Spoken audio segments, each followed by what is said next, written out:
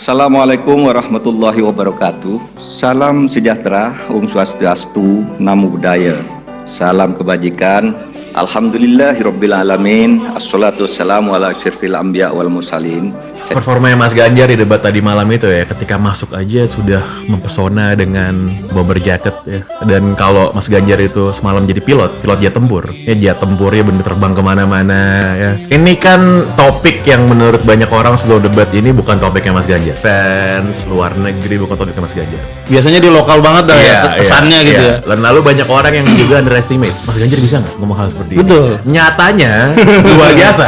Dan menurut gua ya best performer tadi malam. Jadi dari semalam itu, dari sejak kemunculan itu ya, ini emang ngagetin kan, dia pakai jaket bomber berdua sama Prof Mahfud. Prof Mahfud yang kita kenal selama ini. Semalam itu giliran nomor urut 03 yang dapat giliran pertama untuk presentasi visi misi. Awal kan 01, 02, terus 03. Nah, semalam Mas Ganjar pertama. Dari awal dia ngomong soal pertahanan dan lain sebagainya, terus hubungan luar negeri. Kemudian dia sangkutkan ketika presentasi itu, disangkutkan soal yang paling penting adalah dari soal itu semua diplomasi kita ke luar negeri. Yang paling penting adalah soal kesejahteraan, balik lagi ke dalam negeri gitu, kesejahteraan. Sampai akhirnya dia hubungan ke UMKM dan lain sebagainya. Ini, nah kalau Bang Pang ini kan orang HI, hubungan internasional. Jadi kan sebenarnya yang paling menarik ya dari Mas Ganjar tadi malam ketika pemaparan adalah soal redefinisi politik luar negeri Indonesia, gitu. Yang harus berulang kali diucapkan sama Mas Ganjar tuh harus disesuaikan dengan gimana situasi kekinian. Nah makanya sebenarnya jauh sebelum debat Pilpres ini kan Mas Ganjar sudah punya gagasan soal bagaimana harusnya diplomat kita itu tidak hanya menjadi diplomat politik, tapi juga diplomat ekonomi, ya perdagangan termasuk juga urusannya sama ekonomi kreatif. Ini sebenarnya dimasukkan juga ke dalam apa yang dipaparkan oleh Mas Ganjar, bahwa lagi-lagi apapun itu ya, mau kita ngomongin soal politik luar negeri kah, kita mau ngomongin soal internasional kah, semuanya kan harus dikaitkan dengan bagaimana ini bisa membantu mensejahterakan masyarakat Indonesia. Jadi kan apapun itu harusnya kepentingan nasional yang nomor satu gitu kan.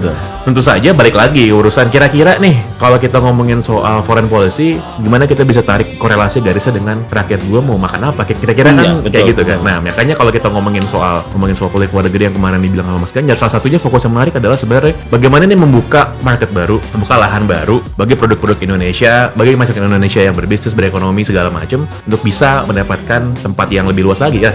Sebenarnya itu sih yang ditarik ya. Jadi sebelum ngomongin yang jauh, yang lebih grande mengenai pertahanan ya, mengenai politik luar negeri yang kompleks, yang pengen diomongin adalah ya gimana apapun itu harus balik lagi ke urusan soal ekonomi rakyat. Sisi lain, ketika dia ngomongin soal cyber security misalnya, Mas Ganjar malam itu ngasih statement yang menurut gue menarik nih ya, soal lembaga-lembaga keamanan siber itu sebaiknya dipimpin oleh polisi bintang 3 kalau nggak salah ya.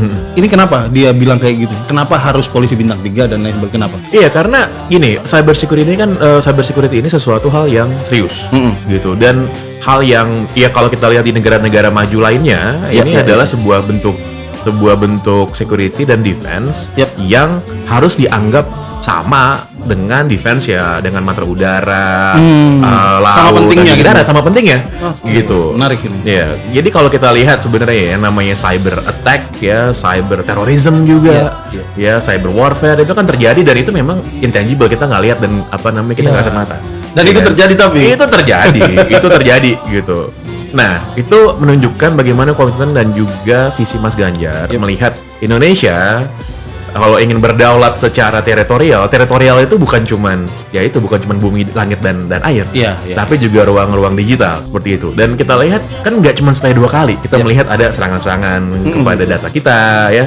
Lalu juga itu kalau menurut gue sih banyak hal yang didasarkan juga mungkin belum adanya kesadaran atau awareness lah bahwa ini sesuatu hal yang serius. Makanya kalau misalnya ini ada lembaga pertahanan keamanan digital dipimpin oleh perwira tinggi gitu ya, itu menunjukkan bahwa ini memang sama dengan defense lainnya gitu. Ini bukan ini adalah urusan keamanan, bukan yang hal-hal yang bisa diselesaikan oleh level admin, pekerjaan teknis belaka gitu. Ini pekerjaan strategis. Iya, ini adalah bagian dari sistem pertahanan nasional. Harusnya kita lihat seperti itu. Ada filosofinya, ada strateginya gitu. Nah, kemarin beberapa hari sebelum debat ini gue sempat ketemu Bang Pang ya. Dia bilang nanti lu lihat Mas Ganjar ngomong ketika debat, kita akan lihat orang yang selama ini meragukan kapasitas Mas Ganjar kalau bicara soal luar negeri, kita akan lihat pas debat. Dan menurut gue itu memang kelihatan Mas Ganjar luas sekali ngomong. tahu sekali apa yang harus diomongin dan kaya menurut gue, yang selama ini kita nggak pernah dengar. Kalau ketika di forum debat capres cawapres itu kita nggak pernah dengar soal luar negeri, lu ngomongin soal pertahanan dan lain sebagainya, tapi itu tadi nuansanya kaya, ada soal kebudayaan, ada soal ekonomi, itu lebih banyak digarap. Itu lumayan menyegarkan ngelihatnya Mas Ganjar ngomongin itu yang selama ini nggak pernah punya forumnya. Tapi juga ada di sisi lain ada hal yang ngagetin buat gue Bang Pangi. Harusnya debat ini menjadi panggungnya Pak Prabowo. Dia dari militer, ya itu tidak menjamin apa-apa sebetulnya, tapi kesan orang kan kalau dari militer ya pertahanan pasti ngerti. Dia menjadi Kemenhan selama 4 tahun terakhir. Tapi semalam kita melihat dia tidak muncul seperti itu dalam tanda kutip gitu. Kenapa? Apa faktornya? Gue nggak tahu ya sebenarnya apa yang dipikirkan gitu oleh Pak Prabowo. Tapi satu hal yang mau gue soroti dulu adalah gue cukup kaget sebenarnya ketika Pak Prabowo tidak cuma sekali mengambil referensi ke Palestina, ke Gaza, ya, soal apa yang terjadi di sana itu adalah sebuah contoh kalau kita lemah kita akan ditindas. Seolah-olah itu hukum rimba ya begitu adanya. Iya, ini menurut gue sebuah hal yang tidak bisa disimplifikasi demikian gitu. Karena kita tahu bagaimana sejarahnya bangsa Palestina dan juga apa yang mereka alami sekarang itu kan bukan semata-mata karena mereka lemah lalu ditindas gitu. Yep.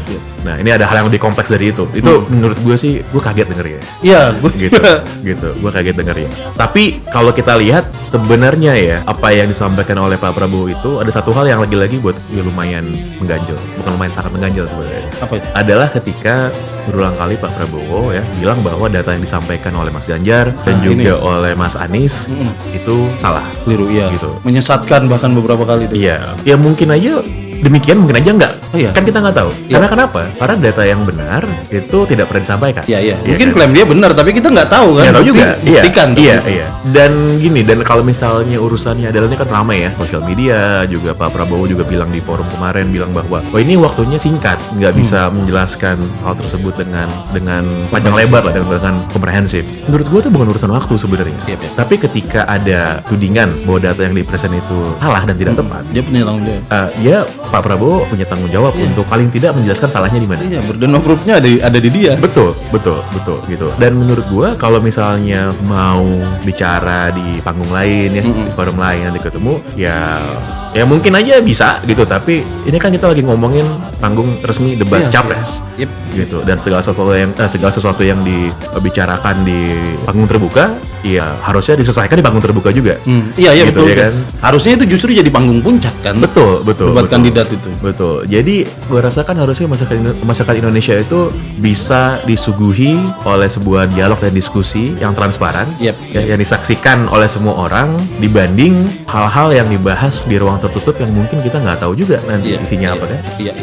Kalau penampilan Mas Anies sendiri semalam itu lu ngeliatnya gimana Bang? Mas Anies ini kalau menurut gue ya selalu ngeset tone dari awal ya. Ya. Sebenarnya yang menarik ya kalau dialog ada satu bagian yang kalau kita memang diskusi dan debatnya itu memang benar-benar substansial. Ada yang menarik ketika Mas Anies sama Mas Ganjar tuh ngomongin ASEAN.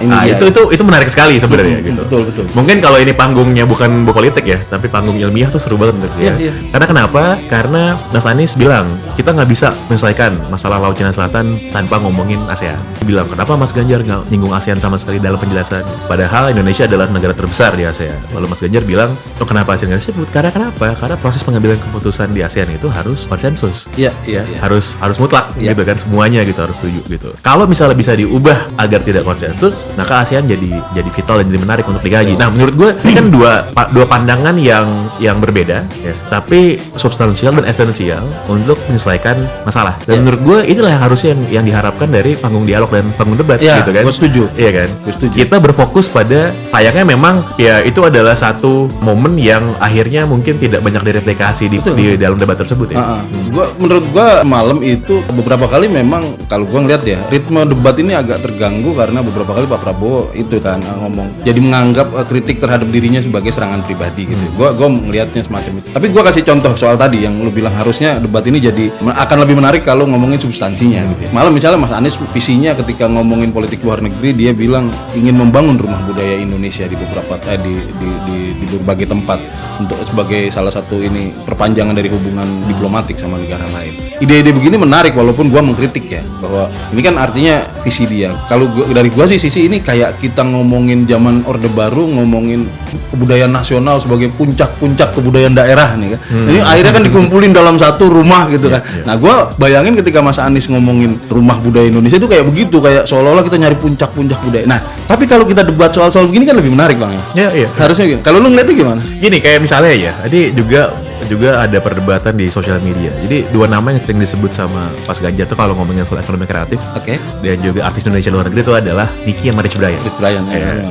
Terus di Twitter tuh ada yang ngomong gini kemarin sama gue pantau, oh ini bukan artis atau seniman yang membawa budaya Indonesia, ini budaya orang, kebetulan orang Indonesia. Nah, menurut gue sih nggak sepakat dengan pandangan seperti itu ya. Setuju, ya. Gitu. Contoh nih misalnya, kalau kita mau lihat yang namanya soft power, yang namanya pop culture, betul, yang mendunia, gitu. Kita lihat lah, apa sih yang paling gila?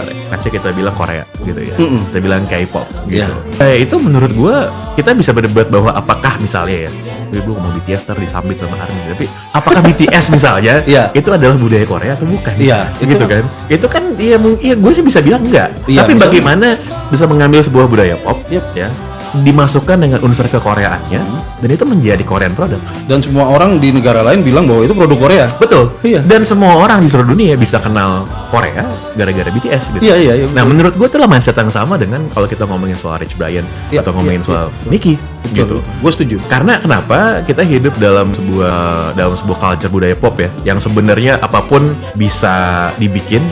Sudah lintas batas juga ya, dengan ada internet dan lain sebagainya. Jadi menurut gue udah tidak begitu relevan sebenarnya untuk bisa kita bilang mana yang budaya kita, mana yang bukan gitu. Karena apapun yang diciptakan oleh, kalau menurut gue ya, menurut gue secara pribadi, apapun yang diciptakan oleh orang Indonesia, apapun bentuknya, ya itu ya adalah produk budaya Indonesia. Gue pengen kembali lagi ke Mas Ganjar, penampilan Mas Ganjar semua. Kalau lu ngelihatnya dari beberapa poin yang diomongin Mas Ganjar, apalagi yang mesti kita simak nih, yang semalam diomongin sama Mas Ganjar yang belum sempat kita bahas nih? Kalau kita lihat ya, bagaimana berulang kali Mas Ganjar itu bilang soal kesejahteraan dari prajurit, kesejahteraan dari prajurit, TNI, Polri, berulang kali dengan berbagai macam anggota ya, dari berbagai pangkat juga. Dan ini jadi hal yang sangat penting sebenarnya untuk untuk disoroti. Walaupun kita harus tahu bahwa Mas Ganjar kan sebenarnya ya bukan orang yang bergerak di bidang pertahanan dan militer, gitu, sipil gitu kan. Tapi lagi-lagi ini kan soal bagaimana mengerti kehidupan masyarakat kan. Dan kita ngomongin TNI Polri itu kan bagian dari masyarakat. Iya kan. Dan gue ingat semalam ketika dia ngomongin soal kesejahteraan polisi, dia sampai ngingetin ke bapaknya. Ini omongan anaknya polisi kelas rendahan gitu lah. Betul. Itu ini personal. Personal. Itu sebuah hal yang nggak akan bisa disingkirkan lah dari identitinya Mas Ganjar ya. Betul. Sebagai seorang pemimpin, sebagai seorang politisi, bagaimanapun beliau adalah ya anak dari seorang polisi. Semalam menjadi perdebatan, dan sayang sekali itu justru orang yang paling capable harusnya untuk menanggapi itu Pak Prabowo. Gue nggak ngelihat idenya dia semalam. Tapi di luar itu ya, soal Mas Ganjar ini, lu kan bilang bahwa Mas Ganjar belakang kemarin ya kita ngobrol, lu kan bilang Mas Ganjar ini punya, orang nggak tahu aja kalau Mas Ganjar ini punya wawasan yang baik tentang geopolitik. Oh iya banget. Lu kok bisa tahu? Kebetulan dulu gue pernah ngobrol panjang lah sama Mas Ganjar soal ini gitu. Dan gue nggak kaget. Kenapa? Karena sebagai seorang politisi PDI Perjuangan pula gitu.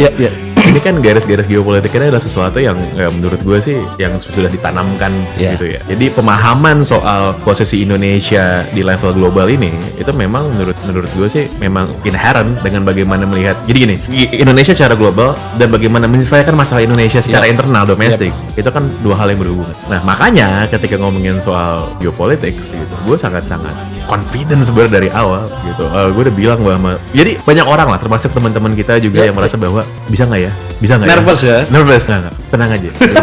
Kata Gen Z kan, gue bilang gitu, kalau pakai bahasa Gen Z, let Ganjar cooks gitu kan aja gitu.